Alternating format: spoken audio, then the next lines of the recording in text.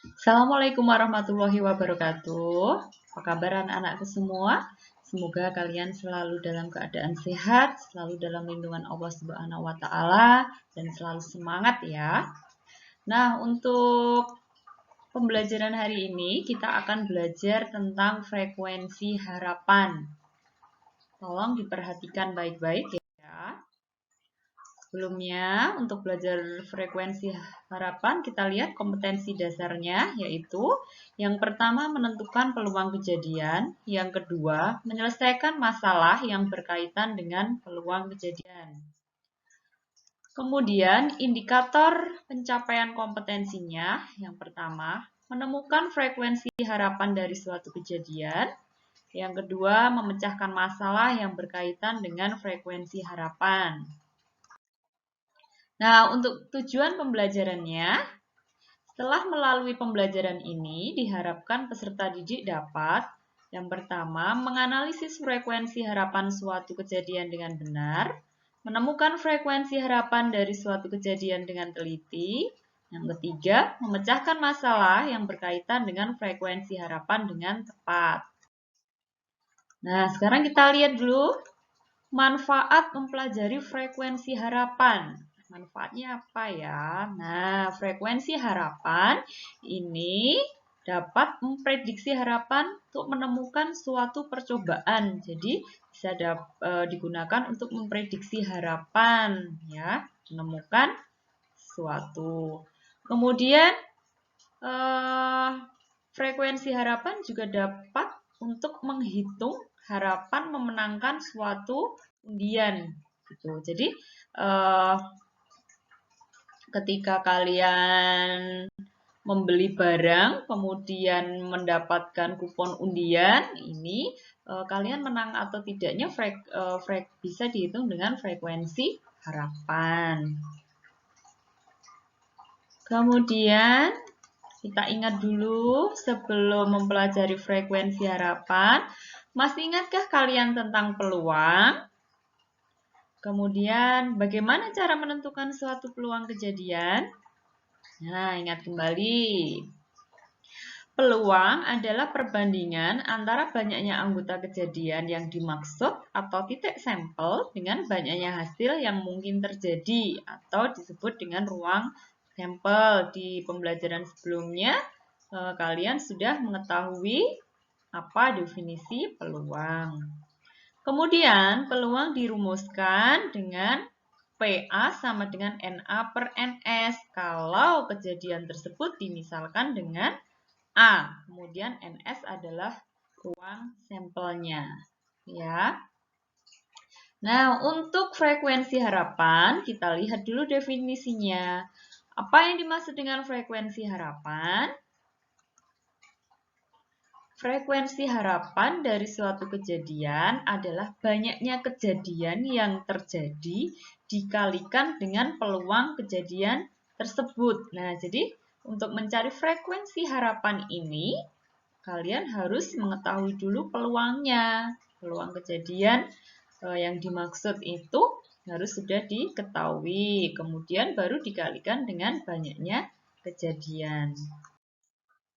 Nah, pada pembelajaran frekuensi harapan ini, saya akan memberikan beberapa contoh soal untuk lebih memahami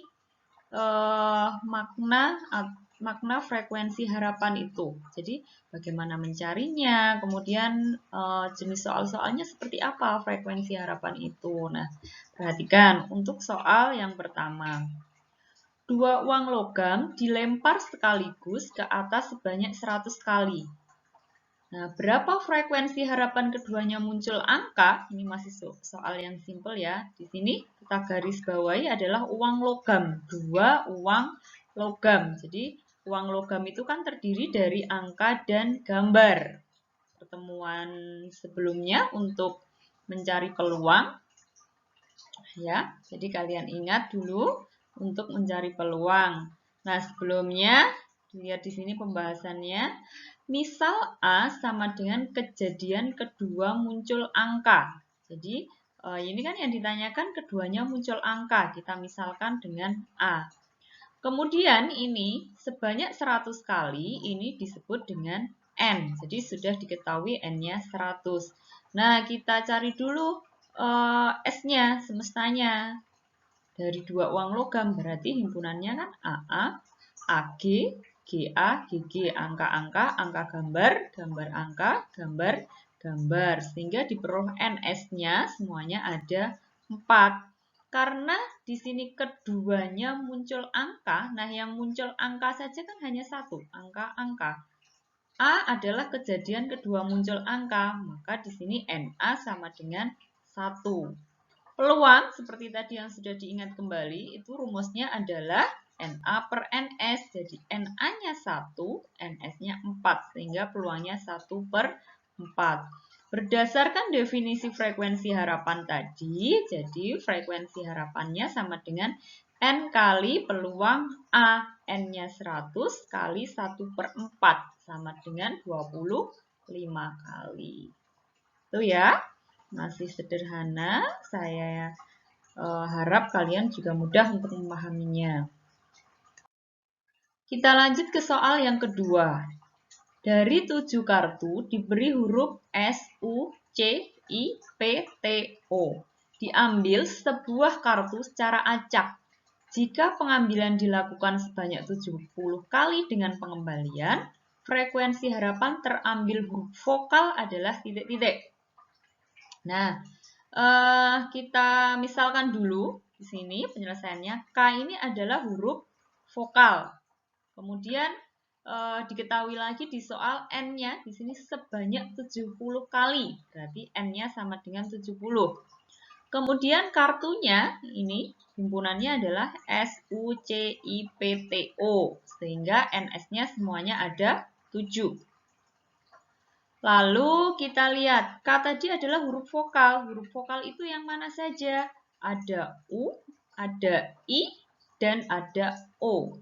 Sehingga NK-nya ada 3. U, I, O. Ini jumlahnya ada 3. Sehingga peluang A-nya adalah NK per NS. Jadi tadi NK-nya 3 dibagi dengan NS-nya 7. Sehingga mencari frekuensi harapannya adalah N kali peluang A. N-nya berapa? Oh, N-nya 70 kali peluangnya 3 per 7. Maaf, peluangnya 3 per 7. Kita sederhanakan 7 ya dengan 7 sehingga 10 kali 3 sama dengan 30. Ya, masih mudah, hampir mirip dengan soal yang pertama tadi. Lanjut kita ke soal yang ketiga. Nah, sekarang soalnya sudah berupa permasalahan kontekstual ini, dekat dengan kehidupan kita sehari-hari. Perhatikan ya. Pernahkah kalian pergi ke supermarket?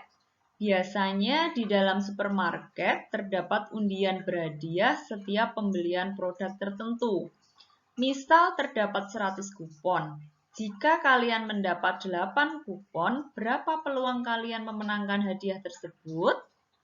Jika undian dilakukan 100 kali, berapa harapan kalian memenangkan undian tersebut? Nah, di sini ada dua pertanyaan. Yang pertama adalah peluangnya, kemudian yang kedua frekuensi harapannya. Ya, jadi dari soal ini kita analisis dulu. Yang diketahui itu apa? Ya, oh yang diketahui ini ada misal terdapat 100 kupon.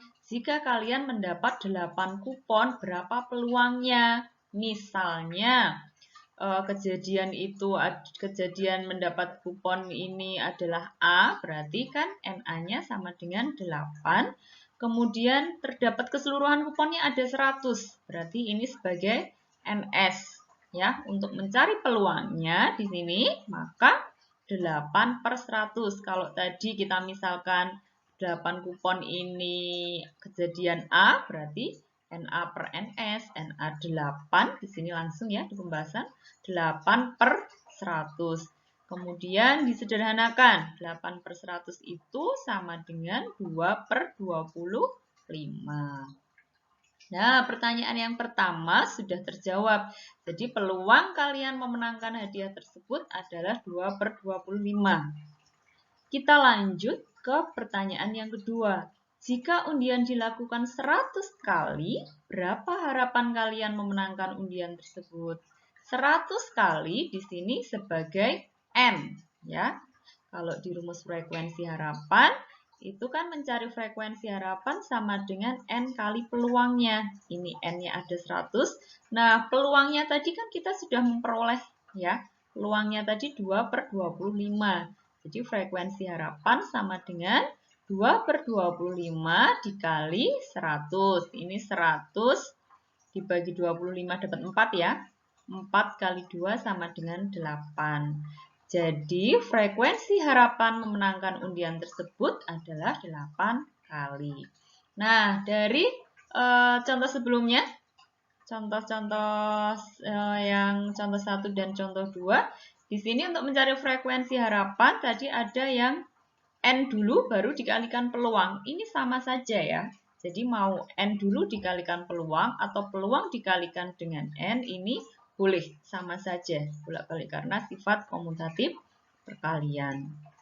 Jadi pada intinya untuk mencari frekuensi harapan kalian sudah mengetahui peluangnya dulu, peluang kejadian yang dimaksud dan N-nya. Kalau keduanya sudah ada kalian tinggal mengkalikan. Nah, bagaimana kalau peluangnya belum ada? Berarti mencari peluang terlebih dahulu. Mana ruang sampelnya, mana banyaknya ruang sampel, dan banyaknya kejadian. Nah, itu saja untuk pembelajaran frekuensi harapan. Sudah diwakilkan oleh 3 contoh soal. Semoga bisa menambah referensi kalian untuk belajar frekuensi harapan. Tetap menjaga kesehatan, tetap prokes ya, karena sedang pandemi. Saya akhiri. Wassalamualaikum warahmatullahi wabarakatuh.